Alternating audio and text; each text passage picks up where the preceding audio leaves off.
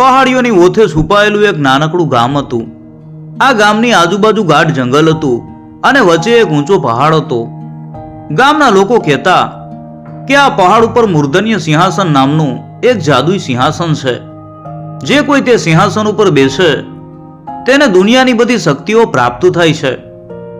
પરંતુ આ સિંહાસન સુધી પહોંચવાનો રસ્તો કોઈ નહોતું જાણતું. એક દંતકથા એવી પણ હતી કે આ સિંહાસનની રક્ષા એક જાદુઈ પોપટ કરે છે, જે વર્ષોથી પહાડની ટોચ ઉપર આવેલી એક રહસ્યમય ગુફામાં રહે છે. આ પોપટ એટલો ચતુર છે કે કોઈ પણ માણસ તેને છેતરી ન શકે. તેની આંખોમાં જંગલની તમામ હકીકત હતી અને તેના કંઠમાં દેવી જ્ઞાનનો ભંડાર હતો. આ ગામમાં એક ગરીબ પણ બુદ્ધિશાળી યુવાન રહેતો હતો, જેનું નામ જય હતું.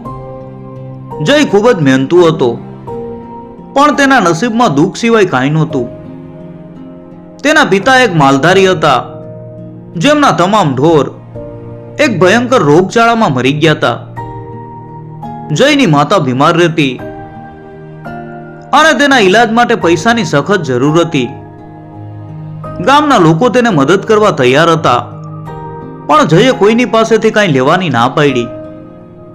તેને લાગ્યું કે મહેનત કરીને ધન કમાવવું જોઈએ, પરંતુ તેની મહેનતનું ફળ હંમેશા અકાળે સુકાઈ જતું. ખેતરમાં વાવેલો પાક સડી જતો, જંગલમાંથી વીણેલા ફળો બગડી જતા અને ગામમાં કરાતું કામ પણ અચાનક બંધ થઈ જતું. જય નિરાશ થઈ ગયો હતો. તેને થતું કે શું ઈશ્વર તેનાથી નારાજ છે? શું ખરેખર નસીબ નામની કોઈ વસ્તુ હોય છે? એક સાંજે જય ગામના પાદરે આવેલા એક જૂના વડલા નીચે બેઠો હતો. ત્યાં એક વૃદ્ધ ફકીર આવ્યા. તેઓ ખૂબ થાકેલા લાગતા હતા. જયે તેમને પાણી આપ્યું અને ખાવા માટે થોડા રોટલા આપ્યા. ફકીર ખૂબ રાજી થયા. એમણે જયની આંખોમાં ઉદાસી જોઈ એટલે ફકીરે પૂછ્યું કે બેટા, તારી આંખોમાં આટલી નિરાશા કેમ છે? તું આટલો ઉદાસ કેમ લાગે છે? જયે પોતાની બધી વાત કરી. પિતાના ઢોરનું મરી જવું, માતાની બીમારી અને તેની મહેનતનું વ્યર્થ જવું. ફકીરે બધું શાંતિથી સાંભળ્યું. પછી તેમણે એક રહસ્યની વાત કરી કે બેટા, તારા નસીબને કોઈએ બાંધી લીધું છે. એને મુક્ત કરવું હોય તો તારે પહાડ ઉપર આવેલા મૂર્ધન્ય સિંહાસન સુધી પહોંચવું પડશે. અને ત્યાં સુધી પહોંચવાનો એક જ રસ્તો છે, એ છે જાદુઈ પોપટ. એ પોપટની પાસે એક જાદુઈ પાંખ છે, જે તને સિંહાસન સુધી પહોંચાડશે. જયે આ વાત સાંભળી તો તેને હસવું આવ્યું. આ જંગલની કથાઓ તો એ બાળપણથી સાંભળતો આવ્યો હતો. એને લાગ્યું કે આ ફકીર પણ કોઈ ભેદી વાતો કરતો સામાન્ય માણસ છે. ફકીર જયનો ચહેરો જોઈને હસી પડ્યા. મને ખબર છે કે તને મારી વાત ઉપર વિશ્વાસ નથી, પણ હું તને ખાતરી આપું છું કે આ કોઈ વાર્તા નથી, પણ સત્ય છે. તારે આ પોપટને પકડવો પડશે અને તેને તારી ઈચ્છા પૂરી કરવા માટે મનાવવો પડશે. પણ યાદ રાખજે, પોપટ એટલો ચતુર છે કે તારી દરેક ચાલને ઉલટી પાડી દેશે. જો તું તેને છેતરીશ તો તું હંમેશા માટે આ જંગલમાં ભટકીશ. ફકીરે પોતાની જોડીમાંથી એક ચમકતો પથ્થર કાઢીને જયના હાથમાં મૂક્યો. આ પથ્થર તને ગુફા સુધી પહોંચવાનો રસ્તો બતાવશે, પણ પોપટને મળ્યા પછી તારે તારી બુદ્ધિનો ઉપયોગ કરવો પડશે. કોઈ પણ સંજોગોમાં તારી ઈમાનદારી છોડતો નહીં, કારણ કે પોપટ ફક્ત ઈમાનદાર વ્યક્તિને જ મદદ કરે છે. જયે પથ્થર લીધો અને ફકીરનો આભાર માન્યો. ફકીર અંધારામાં ક્યાંક અદ્રશ્ય થઈ ગયા. જયને થયું કે આ કોઈ સાધુ કે ફકીર નહીં, પણ કોઈ દૈવી શક્તિ હતી. તેણે પથ્થરને જોયો તો તે ખરેખર ચમકતો હતો અને એક અજાણી ઉર્જા તેમાંથી નીકળતી હતી. જયે નિશ્ચય કર્યો કે તે આ સિંહાસન શોધીને જ રહેશે, જેથી તે તેની માતાની સારવાર કરાવી શકે અને તેના નસીબને ફરીથી ઉજળું કરી શકે. જયે ઘરે જઈને માતાને બધી વાત કરી. માતાએ ખૂબ ચિંતા કરી કે બેટા, આ જંગલ અને પહાડ ખૂબ ખતરનાક છે. ઘણા લોકો ત્યાં ગયા છે પણ કોઈ પાછા નથી આવ્યા. તું આ સાહસ છોડી દે. જયે માતાને શાંત કરતા કહ્યું કે બા, આપણે અત્યારે જે હાલતમાં છીએ એ હાલત તો મરણથી પણ ખરાબ છે. જો હું આ પ્રયાસ નહીં કરું તો આપણે જીવનભર દુઃખી રહીશું. મને મારા ઉપર વિશ્વાસ છે, હું સફળ થઈને જ પાછો આવીશ. માતાએ ભારે હૈયે તેને આશીર્વાદ આપ્યા. બીજે દિવસે સવારે જય સૂર્યોદય પહેલા જ પોતાના પ્રવાસે નીકળી પડ્યો. તેની પાસે થોડું ખાવાનું, પાણી અને ફકીરે આપેલો ચમકતો પથ્થર હતો. જયની યાત્રા શરૂ થઈ. તે પહાડ તરફ ચાલ્યો. ફકીરે આપેલો પથ્થર ચમકવા લાગ્યો અને તેને યોગ્ય દિશા બતાવવા લાગ્યો. શરૂઆતમાં રસ્તો સરળ હતો, પણ જેમ જેમ તે આગળ વધતો ગયો તેમ તેમ મુશ્કેલીઓ વધતી ગઈ. રસ્તામાં ઊંડી ખીણો, મોટા પથ્થરો અને ગાઢ ઝાડીઓ આવવા લાગી. જય થાકી ગયો હતો, પણ તેણે હાર ન માની. તે આગળ વધતો રહ્યો. આખરે તે એક વિશાળ જંગલના પ્રવેશદ્વાર પાસે પહોંચ્યો. ત્યાં એક મોટો વડલો હતો અને તેની આસપાસ વિચિત્ર અવાજો આવતા હતા. જયે જોયું કે વૃક્ષની નીચે એક મોટી મૂર્તિ હતી, જેણે એક હાથમાં તલવાર પકડી હતી અને બીજો હાથ ખાલી હતો. મૂર્તિની આંખોમાંથી લીલા રંગનો પ્રકાશ નીકળતો હતો. અચાનક મૂર્તિના મોઢામાંથી એક અવાજ આવ્યો, હે યાત્રિક, આ જંગલમાં પ્રવેશ કરવો હોય તો તારે મારી પહેલી પરીક્ષા પાસ કરવી પડશે. તું મને તારી સૌથી પ્રિય વસ્તુ આપીશ તો જ હું તને અંદર જવા દઈશ. જય વિચારમાં પડી ગયો. તેની પાસે શું પ્રિય હતું? તેની પાસે જે કાંઈ હતું તે બધું જ તેણે માતા માટે સાચવી રાખ્યું હતું. એક ક્ષણ માટે તેણે વિચાર્યું કે તે આ પથ્થર આપી દે, પણ તરત જ તેને ફકીરની વાત યાદ આવી. તારી ઈમાનદારી છોડતો નહીં. જયે મૂર્તિને જવાબ આપ્યો, હે શક્તિશાળી દેવ, મારી પાસે કોઈ કિંમતી વસ્તુ નથી જે હું તમને આપી શકું. મારી માતા મારી સૌથી પ્રિય છે અને તે મારી સાથે નથી. હું ફક્ત એક વસ્તુ આપવા તૈયાર છું અને તે છે મારી મહેનત. હું તમને વચન આપું છું કે જો હું સફળ થઈશ તો હું આ ગામના બધા ગરીબોને મદદ કરીશ. આ જ મારો સાચો પુરુષાર્થ હશે. મૂર્તિનો અવાજ પાછો આવ્યો, તારી વાત સાચી છે. તે મને કંઈક આપવાનું વચન આપ્યું છે, પણ તારી પાસે કંઈક એવું છે જે તને ખૂબ પ્રિય છે. તારો હાથ મને આપી દે, જેનાથી તે આ પથ્થર પકડ્યો છે. એટલે જય ગભરાઈ ગયો. તે પોતાનો હાથ કેવી રીતે આપી શકે? જો તે પોતાનો હાથ આપી દે તો તે તેની માતાની સેવા કેવી રીતે કરી શકશે? પણ તેને યાદ આવ્યું કે આ કોઈ સામાન્ય પરીક્ષા નહોતી. તેણે પોતાના મન સાથે સંઘર્ષ કર્યો અને આખરે એક નિર્ણય લીધો, હે દેવ, હું મારો હાથ આપવા તૈયાર છું, પણ આ હાથ હું ફક્ત મારા માતા પિતા અને જરૂરિયાતમંદ લોકોની સેવા કરવા માટે વાપરવા માંગુ છું. જો તમે આ હાથ લઈ લેશો તો હું આ સેવા કેવી રીતે કરીશ? એટલે મૂર્તિ હસી પડી કે બેટા, તે સાચી વાત કરી. તારી ઈમાનદારી અને તારી માતા પ્રત્યેનો પ્રેમ જ તારી સાચી સંપત્તિ છે. તારે તારો હાથ આપવાની જરૂર નથી. તે પહેલી પરીક્ષા પાસ કરી છે. હવે તું અંદર જઈ શકે છે. મૂર્તિની તલવાર અદ્રશ્ય થઈ ગઈ અને જંગલનું પ્રવેશદ્વાર ખુલ્લું થઈ ગયું. જઈને રાહત થઈ. તેને ખબર પડી કે આ પરીક્ષા તેના સાચા હેતુની હતી. તે આગળ વધ્યો. થોડેક આગળ ચાલતા તેને એક ઊંડી ખીણ મળી. જે પાર કરવી અશક્ય હતી. જયે ચારે બાજુ જોયું, ત્યાં કોઈ પુલ નહોતો, કોઈ રસ્તો નહોતો. તે નિરાશ થઈ ગયો. પણ પછી તેને પથ્થર યાદ આવ્યો. પથ્થરને હાથમાં લેતા જ તે ચમકવા લાગ્યો અને જમીન ઉપર એક અદ્રશ્ય રેખા દોરાઈ ગઈ. જયે તે રેખા ઉપર પગ મૂક્યો. તેને લાગ્યું કે તે કોઈ અદ્રશ્ય પુલ ઉપર ચાલી રહ્યો છે. તેણે ધીમે ધીમે ચાલવાનું શરૂ કર્યું અને ખીણ પાર કરી. ખીણ પાર કર્યા પછી તેને એક મોટી નદી મળી.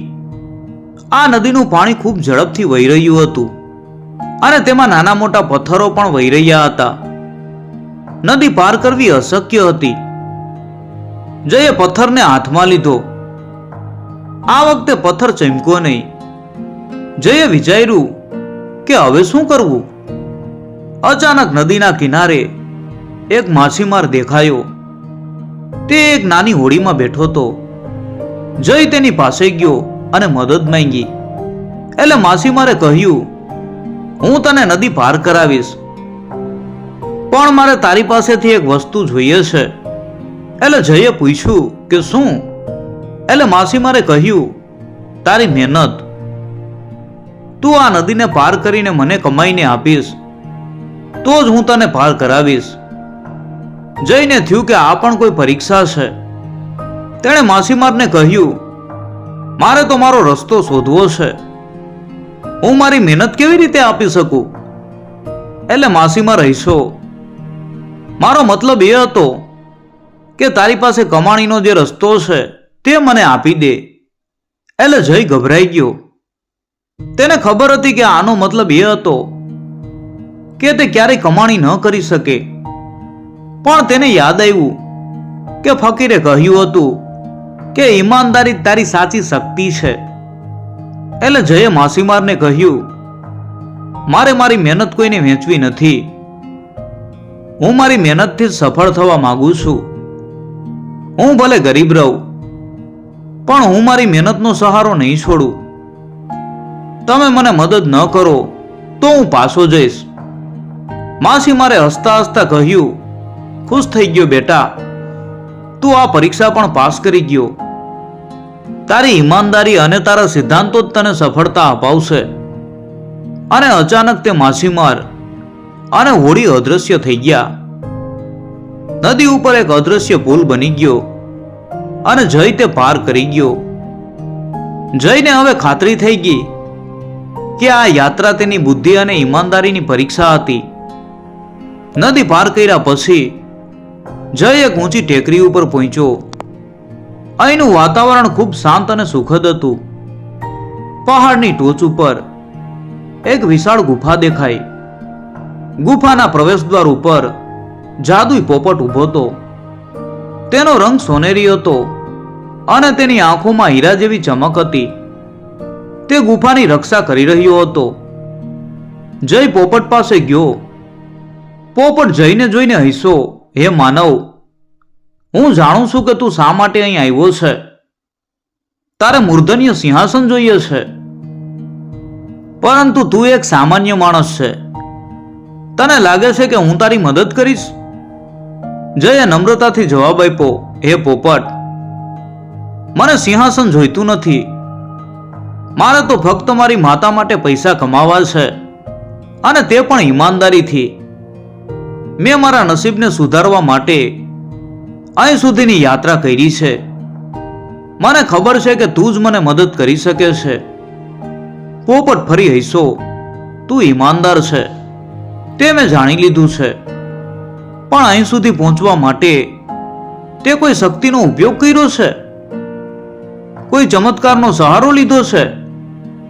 એટલે જયે પથ્થર બતાવ્યો અને ફકીરની બધી વાત કરી. પોપટે પથ્થરને ધ્યાનથી જોયો અને બોલ્યો, આ પથ્થર તારા પૂર્વજોની બુદ્ધિનું પ્રતીક છે. તે એનો ઉપયોગ ફક્ત રસ્તો શોધવા માટે કર્યો છે, એનો દુરુપયોગ કર્યો નથી.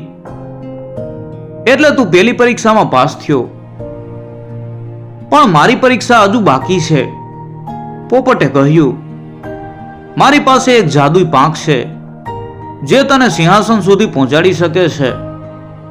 પણ તે પહેલા તારે એક જાદુઈ ફળ ખાવું પડશે. આ ફળ તારા શરીરને શક્તિશાળી બનાવશે. પોપટે એક ફળ જઈને આપ્યું. જઈએ તે ફળ ખાધું. તરત જ તેને ઊંઘ આવવા લાગી. પોપટ હસ્યો અને જઈને ગુફામાં જવા દીધો. જય ઊંઘી ગયો. જઈને સપનામાં એક વિચિત્ર ચિત્ર દેખાયું. તેણે જોયું કે તે એક મોટી નગરીમાં છે. ત્યાં એક રાજા છે જેણે પોતાના પુત્રને ગાદી આપવાની જાહેરાત કરી છે. પણ રાજાનો પુત્ર બહુ આળસુ અને અહંકારી છે. રાજાને ચિંતા છે કે તેનો પુત્ર પ્રજાનું ભલું કેવી રીતે કરશે. જઈને સપનામાં જ તે રાજાએ પૂછ્યું, હું શું કરું? શું હું મારા પુત્રને ગાદી આપું? જયે સપનામાં જવાબ આપ્યો કે મહારાજ, ગાદીનો હક ફક્ત મહેનતુ અને સમજદાર વ્યક્તિને હોય છે. તમારા પુત્રને ગાદી ઉપર બેસાડવાના બદલે તેને મહેનત કરવાનું શીખવો. જો તે લાયક હશે તો જ તે પ્રજાનું ભલું કરી શકશે. નહીતર તમે તેને ગાદી આપશો તો પણ તે બધું ગુમાવી દેશે. જયની ઊંઘ ખુલી ગઈ. તે ગુફામાં જાગ્યો. સામે પોપટ ઊભો હતો. પોપટે જયને પૂછ્યું, તને કેવું સપનું આવ્યું? જયે સપનાની બધી વાત કરી. એટલે પોપટ ખુશ થઈ ગયો. તેણે કહ્યું, તે ત્રીજી પરીક્ષા પણ પાસ કરી લીધી છે. તે મારા પ્રશ્નોના સાચા જવાબ આપ્યા છે. હવે હું તારી મદદ કરીશ. પોપટે તેની એક સોનેરી પાંખ જઈને આપી.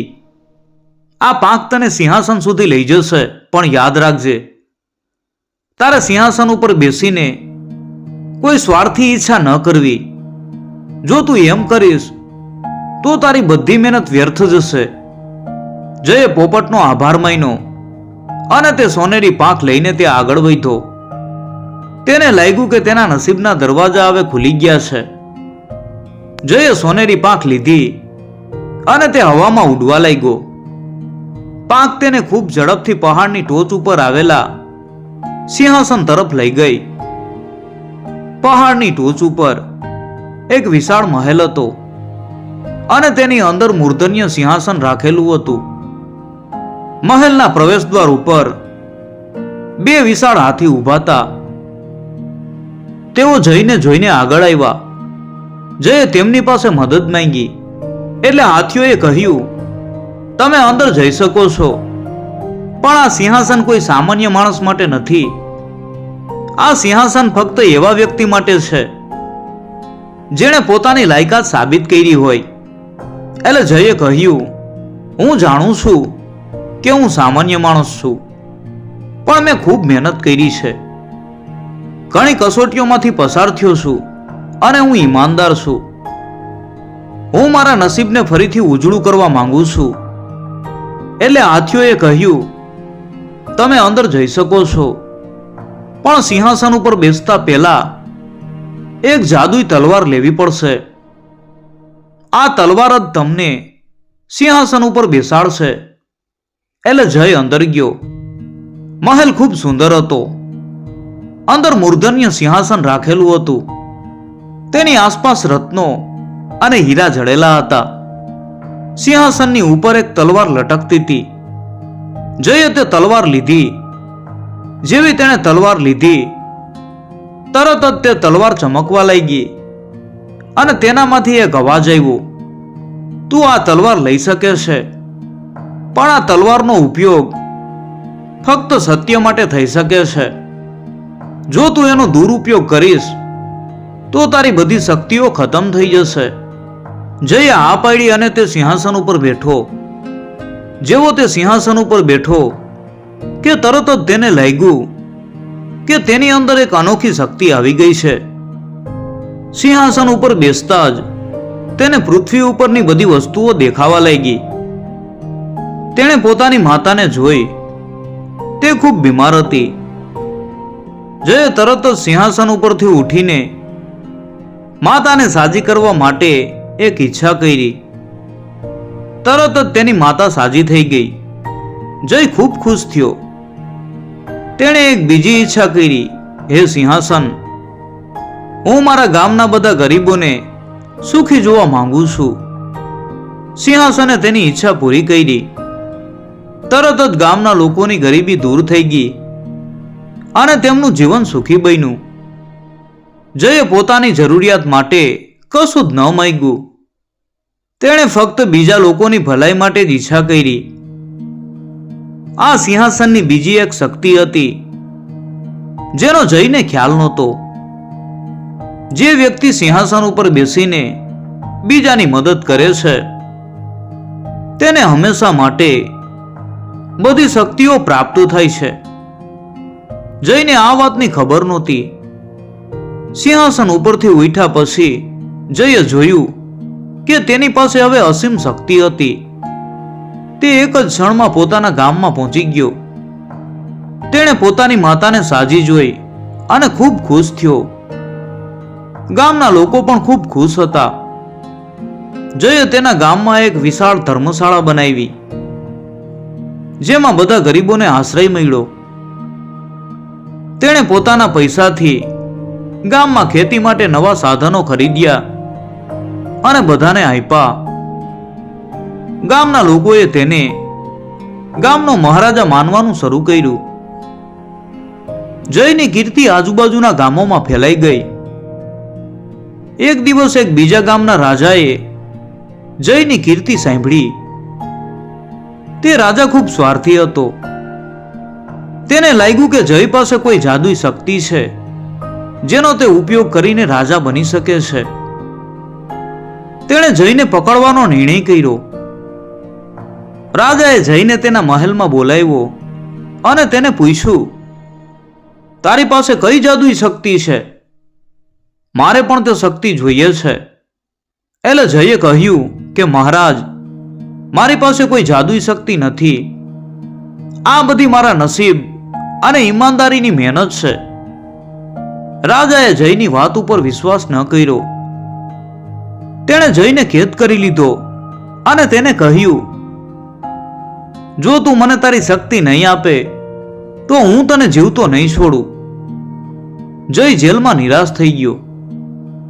તે રાજા સાથે લડી નહોતો શકતો કારણ કે તે રાજાની સેના સામે હારી જવાનો હતો. તે ભગવાનને પ્રાર્થના કરવા લાગ્યો.